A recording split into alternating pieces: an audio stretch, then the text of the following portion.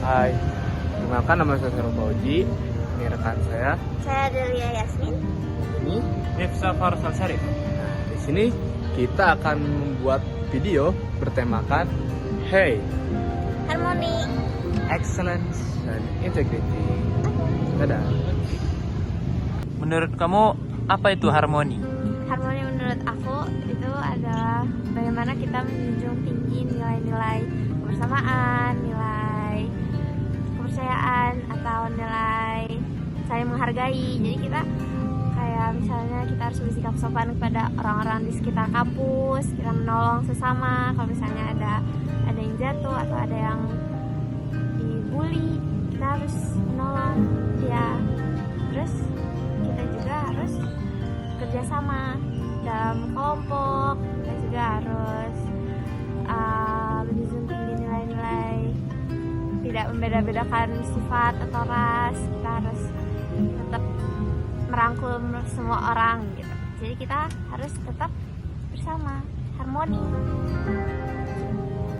Bagaimana menurut kamu tentang excellent? Excellence menurut saya itu jika diartikan, maka excellence artinya adalah kesempurnaan. Dan ya, menurut konteks kita, kesempurnaan itu adalah hal yang sulit buat didapat, hal yang paling bagus, hal yang terbaik, hal yang tertinggi, hal yang paling sulit didapat juga tadi udah, atau bahkan nggak bisa diraih, nggak bisa digapai. Kan ada beberapa orang yang berpikiran yang sempurna hanya milik yang di atas. Kita itu tempatnya ketidaksempurnaan. Tapi menurut saya, hal sempurna atau tidak sempurnanya itu tergantung bagaimana kita mengartikan kesempurnaan itu. Ada yang mengartikan kesempurnaan itu udah bagus aja kok, itu udah sempurna menurut dia. Atau yang sempurna ada bahkan kayak harus ini dulu, harus itu dulu baru sempurna. Atau bahkan udah ada aja udah sempurna menurut dia. Dan menurut saya kesempurnaan itu ialah ketidaksempurnaan yang kayak ketidaksempurnaan banyak yang digabungkan menjadi satu.